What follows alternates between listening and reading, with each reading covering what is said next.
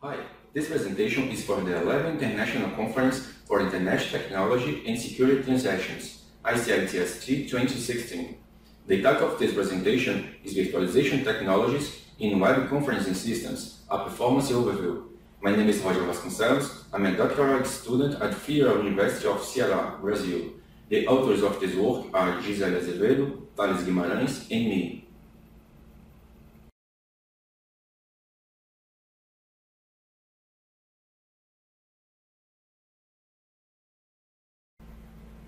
This is a quick overview of the discussed topics in this presentation.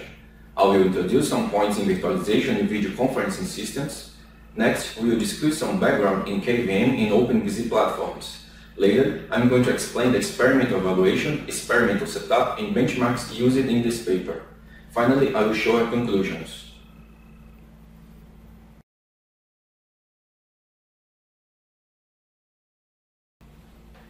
Virtualization technologies allows partitioning the underlying hardware to multiple independent guest operating systems, coordinating and scheduling concurrent access to memory, CPU, and devices. It provides useful features as server consolidation, power saving, live migration, and faster server provisioning. Some of its main advantages are the effective use of hardware, guest isolation, and the reduced cost of servers, devices, cooling, and power supply. Different virtualization solutions present different set of features, different set of supported guest operating systems, and different performance and virtualization overhead. Virtualization overhead is the extra execution time, CPU cycles, and I/O delay imposed by the virtualization layer compared to a native execution.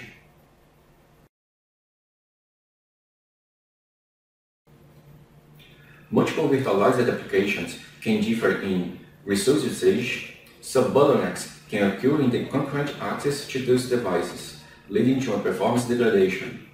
Moreover, the virtualization performance to the same resource can be different between virtualization platforms.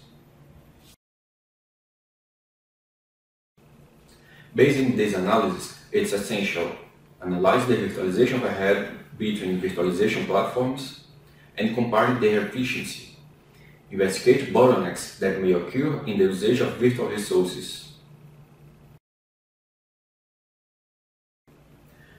Video conferencing systems are a kind of application that has been useful for years to work meetings and education.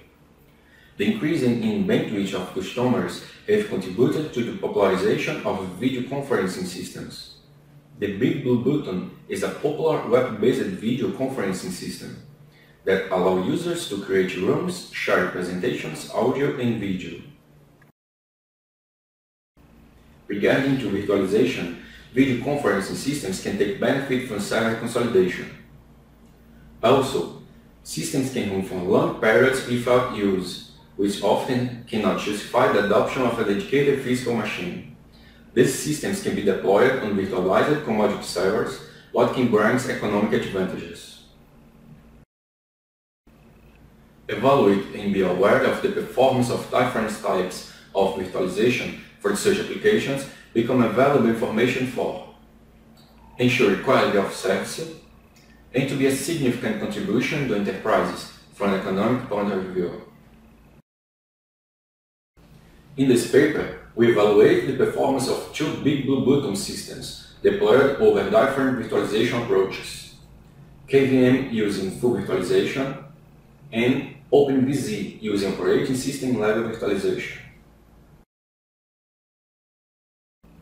We run a series of different benchmarks to measure the virtualization performance, a real-world video conferencing workload, and a set of benchmarks that stress different virtualization aspects such as computing power, memory, disk I/O, and network bandwidth and network latency. KVM is a acronym for Kernel-Based Virtual Machine. It's a full virtualization solution for the Linux kernel that requires a processor with virtualization instructions. In full virtualization, a layer commonly called the hypervisor exists between the virtualized operating systems and the hardware. This layer multiplexes the system resources between competing operating system instances. providing total abstraction of physical hardware. Full virtualization does not require modifications in the guest operating systems. OpenVZ is an operating system level virtualization platform based on the Linux kernel and operating system. Operating system level virtualization allows a physical server to run multiple isolated operating system instances, known as containers. It's a technology which works at the operating system layer. In practice, hypervisors work at the hardware abstraction level and operating system level virtualization at the system call layer. In this approach, the physical host shares the same kernel with its containers. In our evaluation, we use two Big Blue Button systems deployed on one KVM virtual machine and one OpenVZ container over the following hardware. One IBM Blade Center HS23. It's a server with two Intel Xeon CPUs of 2 GHz and a total of 12 cores. 48 GB of RAM, a local gigabit Ethernet network, and a 100 megabits per second internet uplink. The host runs Proxmox virtual environment with Linux kernel 2.6.32. Proxmox is a custom Linux kernel with both KVM and OpenVZ support. The virtual machine and container configurations are the same. 2 virtual CPUs, 4 GB of RAM, 50 GB storage size, and one virtual gigabit Ethernet adapter.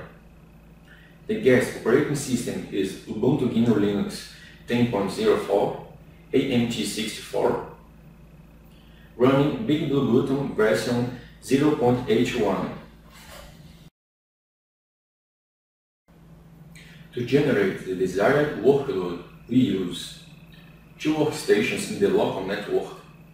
Each workstation uses the v4L2 loopback kernel module to simulate virtual webcams using video files, and a set of 120 Amazon EC2 instances.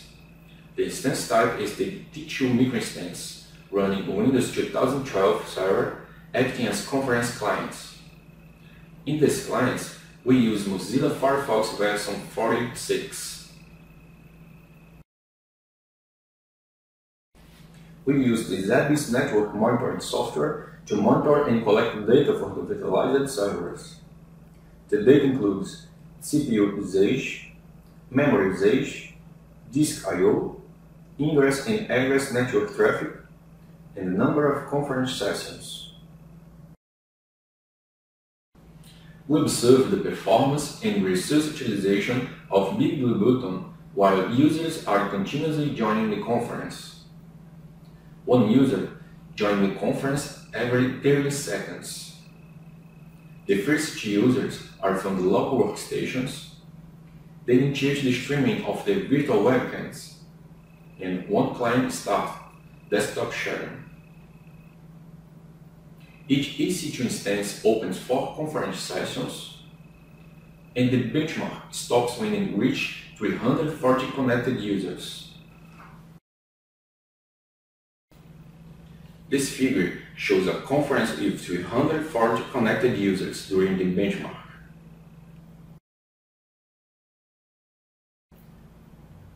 This figure shows the CPU utilization according to the number of connected users while the stress test is running. We can observe that the Big Blue Button hosted in the KVM virtual machine in black presents a slightly increase in CPU usage. KVM presented a CPU usage difference peak 19.2% higher than OpenVZ. However, the CPU usage average of the entire benchmark for KVM is only 8% higher of OpenVZ CPU use. This figure illustrates the memory consumption by the number of connected users into the Big Blue Button session. The red line is the values for OpenVZ, and the black line the values for KVM. We could observe that the virtual machine presents a memory consumption 11.6% higher compared to OpenVZ. This can be explained mainly by the minor footprint of OpenVZ containers, fewer process, daemons, and virtualization layers compared to a full Linux system in KVM. We evaluate the CPU virtualization performance of KVM in OpenVZ with Intel optimized LinkPack benchmark. It solves a dense system of linear equations and measures the amount of time it takes to factor and solve the system. In this benchmark, the data will be obtained with Intel arbitraging technology turned off. To achieve the maximum performance, we activate the exposing of host systems NUMA topology to KVM's virtual machines in Proxmox web interface. We run LinkPack over 12 CPU cores on the host machine, virtual machine, and container. We use matrices with order ranging from 1000 until 45,000. LinkPack is a benchmark that makes use of intensive float-pointing computing. This figure shows the results of the LinkPack benchmark.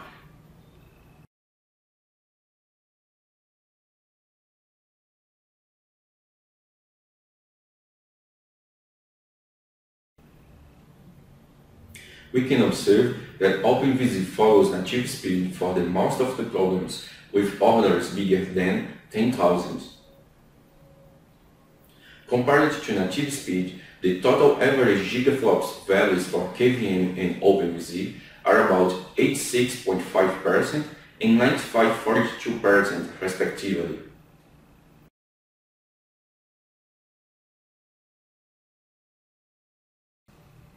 To investigate the memory virtualization performance, we choose two softwares. The first is HandSpeed.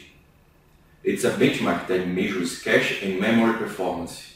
It allocates memory space and starts writing to or reading from it using continuous blocks. The second software is Stream. It's a benchmark that measures the sustainable memory bandwidth and the corresponding computation rate for simple vector kernels. We run a 5-round test using 24 CPU cores.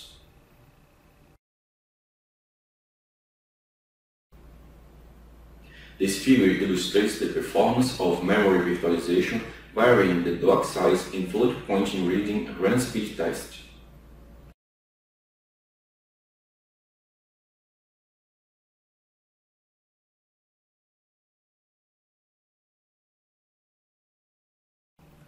The HandSpeed results show us that the effects of the three levels of on-chip cache L1, L2, and L3 are observed in the throughput drops near 32 kilobytes, 256 kilobytes, and 2 megabytes. All three systems reach near same throughput while operations involve the cache system. For bigger box sizes, where there is no cache effect, KVM reaches 89.9% of native speed, and OpenVZ follows the native speed. This figure shows the performance of Stream across the three execution environments for a 5-round test running on 24 CPUs.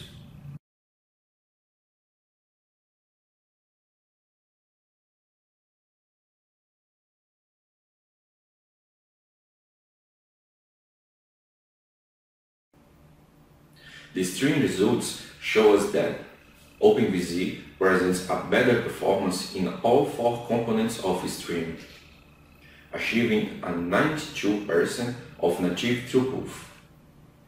One of the reasons that can explain this is the fact that container-based systems have the ability to return unused memory to the host and to other containers, achieving better using of memory. We can observe that KVM reaches 83.2% of native speed.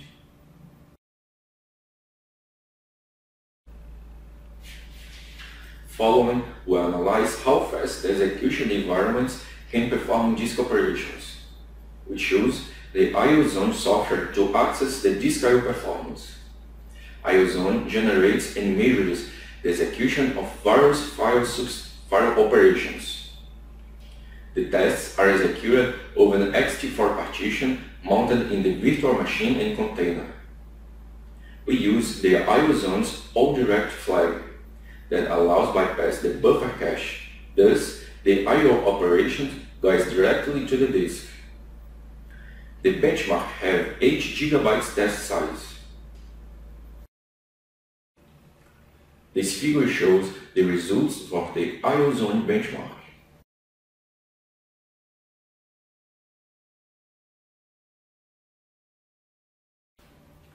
These results shows us no throughput losses for KVM and OpenVZ for write and rewrite operations. Although for read, reread, random read and random write operations, KVM reached 78.9%, 79.3%, 82.6%, and 95.2% compared to native performance. OpenVZ reached near native values in all operations.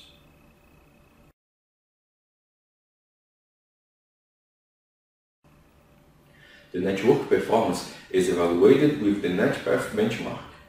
NetPath measures the network throughput and the end-to-end latency. In our setup, an external server runs the NetPath server. Each virtual environment in the physical host runs the NetPath client. This picture reveals the network latency for TCP and UDP communications.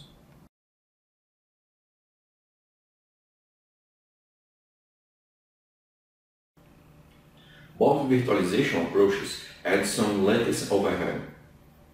For TCP, KVM adds 91.7% of latency, while OpenVZ increases it by 22%.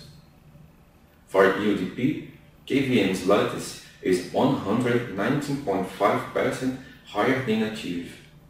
OpenVZ is 11.9% higher. The increased number of layers and the use of a bridge interface in the virtual network device can contribute to the higher latency of KVM. This figure shows the maximum bandwidth reached in the NetPath.